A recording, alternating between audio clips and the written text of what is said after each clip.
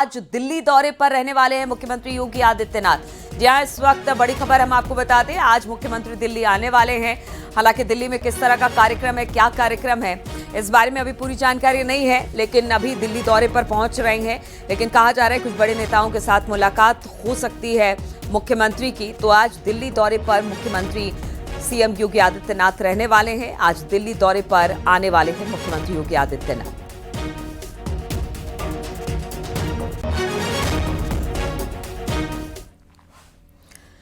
CM योगी ने आंधी बारिश, ओलावृष्टि, वज्रपात को लेकर अधिकारियों को पूरी मुस्तैदी से राहत कार्य चलाने के निर्देश दिए हैं। सीएम योगी ने कहा कि अधिकारी प्रभावित इलाकों में जाएं, सर्वे करें और राहत कार्यों पर नजर रखें। इसके अलावा घायलों का समुचित उपचार कराया जाए और आपदा प्रभावितों को तत्काल राहत राशि का वितरण किया जाए। जल जमा होने पर जल निकासी की व्यवस्था भी कराने के मुख्यमंत्री ने निर्देश दिए हैं। तो देखिए, इस वक्त बाढ़ बारिश से आधा उत्तर प्रदेश बदहाल है और इसी को लेकर अब मुख्यमंत्री ने कहा है कि जहां पर भी जो भी जल जमाव की स्थिति है, पहले तो राहत कार्यों पर नजर रखी जाए, उसके बाद सर्वे कराया जाए, किसको कितना नुकसान हुआ है आंधी बारिश से, इन सब बातों के निर्देश और साथ ही साथ जहां भी जल जमाव है वहां पर निकासी की व्यवस्था कराने की बात भी मुख्यमंत्री ने कही है।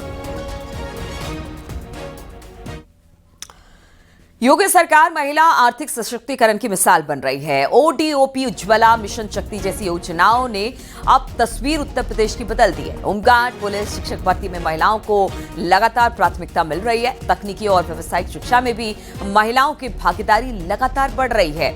वीईई इंडेक्स में लखनऊ, वाराणसी, झांसी, गोरखपुर, प्रयागराज में इस वक्त शीर्ष पर है, जहां पर महिलाओं को तरजीह हर एक महकमे में दी गई है। 75 जिलों का विश्लेषण हुआ है। 49 संकेतक और 15 विभागों से ये आंकड़े जुटाए गए हैं। उद्यमिता, रोजगार, शिक्षा, कौशल, सुरक्षा और परिवहन पर खासा फोकस है। तो आप देखिए, लगातार महिलाओं के सशक्तिकरण के लिए सरकार काम कर रही है ताकि महिलाओं का आर्थिक विकास हो सके, आर्थिक पथ पर प्रगति कर सके, और इसी को लेकर ये आंकड़े अब सामने आए हैं। और सीएम योगी ने कांवड़ियों पर हो रहे जुबानी हमलों पर जमकर निशाना साधा। साथ ही सनातन धर्म और राष्ट्रीय एकता के लिए खतरा बने लोगों से सावधान रहने की बात कही है। कानून व्यवस्था से खिलवाड़ करने वालों के लिए सीएम ने एक घटना का जिक्र करते हुए अपने खास अंदाज में जवाब दिया। देखिए क्या कहा। लाठी मार करके बाहर करो इनको, क्योंकि ये लातों के भूत हैं, बातों से मानेंगे नहीं। सावन के महीने में कांवड़ यात्रा की आलोचना पर तंज कसते हुए सीएम ने मुहर्रम के दौरान जौनपुर की एक घटना का जिक्र करते हुए ये बयान दिया। उन्होंने बताया कि ताजिया की ऊंचाई सीमित करने के नियम के बावजूद जौनपुर में एक ताजिया हाई टेंशन लाइन से टकरा गया, जिससे हादसे के बाद में उपद्रव हुआ। सीएम ने सख्ती दिखाते हुए कहा कि ऐसे मामलों में लातों के भूत बातों से नहीं मानते। उन्होंने इस बात पर जोर दिया कि नियमों का पालन सभी के लिए जरूरी है। आप बिना बिल का भुगतान किए, बिना सड़क का चार्ज दिए आप अपनी यात्रा निकालना चाहते हैं और आप इसके लिए जो है चाहते हैं कि हो जाए, या किसी का घर किसी ने मेहनत करके अपने घर को बनाया, आप उसके बर्जे को तोड़वा रहे हैं। एक पेड़ को लगने में 40 साल 50 साल लगते हैं, आप उसकी टहनियों को कटवा रहे हैं। क्यों कटवाएंगे आप? क्या अधिकार है आपको?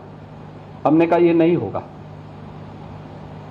जौनपुर में जबरदस्ती उन्होंने बड़ा ताजिया उठाया और हुआ क्या, वो हाई टेंशन की चपेट में आया, 3 लोग मर गए। बाद में उन्होंने रास्ता जाम किया तो पुलिस ने कहा क्या करें? मैंने कहा लाठी मार करके बाहर करो इनको, क्योंकि ये लातों के भूत हैं, बातों से मानेंगे नहीं। जब हमने कहा था कि हाई टेंशन तार की चपेट में आ सकते हो, इससे ऊंचा मत करना, अपने इन्होंने किया है, आप कार्रवाई कर दो इनके खिलाफ। कांवड़ यात्रा का जिक्र करते हुए सीएम योगी ने कहा कि कांवड़ यात्रा में समाज का हर वर्ग बिना किसी भेदभाव के भक्ति भाव से शामिल होता है। हर हर बम बम की गूंज के साथ चलने वाले कांवड़ियों को उपद्रवी या आतंकवादी कहकर बदनाम करना भारत की विरासत और आस्था का अपमान है। सीएम ने चेतावनी दी कि ऐसी मानसिकता के खिलाफ सावधान रहना जरूरी है ताकि राष्ट्रीय एकता को मजबूती मिले। कांवड़ यात्रा चल रही है, समाज का सबसे यानी श्रमिक वर्ग से लेकर के उच्च वर्ग तक हर व्यक्ति इस अभियान के साथ जुड़ा हुआ। एकता का अद्भुत संगम, कोई भेदभाव नहीं, न जाति का भेद है, न क्षेत्र का भेद है, न वर्ग का भेद है, न मत का भेद है, न संप्रदाय का भेद है।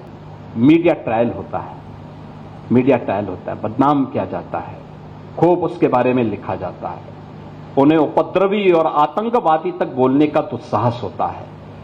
यह वह मानसिकता है जो हर प्रकार से भारत की विरासत को अपमानित करना चाहती है। और यही वे लोग हैं जो आज सोशल मीडिया प्लेटफॉर्म का फेक अकाउंट बना करके जातीय संघर्ष की स्थिति को पैदा करना चाहते हैं।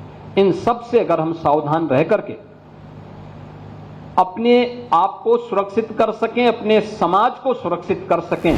सनातन धर्म पर बोलते हुए सीएम योगी ने कहा कि सनातन धर्म सभी को सम्मान देता है। हम भगवान बुद्ध को भी अपना मानते हैं। जो मंदिर नहीं जाता वो भी हिंदू है। भारत में, हमारी भारत के सनातन धर्म की परंपरा में कहीं नहीं लिखा है कि जो मंदिर जाएगा वही हिंदू है। कहीं नहीं लिखा है कि जो व्यक्ति पूजा करेगा वही मंदिर है। जो व्यक्ति अमुक ग्रंथ को मानेगा वही हिंदू है। जो मानेगा वह भी है, जो नहीं मानेगा वह भी है। हमने चारवाक को भी ऋषि माना है। हमने भगवान बुद्ध को भी अपना एक अवतार के रूप में सम्मान दिया है। हमारे यहाँ संकल्प लिया जाता है तो बुद्ध को हमने विष्णु के एक अवतार के रूप में मान्यता दी है। सीएम योगी का ये बयान न केवल कांवड़ियों के सम्मान की बात कहता है, बल्कि देश की सांस्कृतिक एकता और आस्था की रक्षा का भी संदेश देता है। Bureau report, news 18, Uttar Pradesh, Uttarakhand.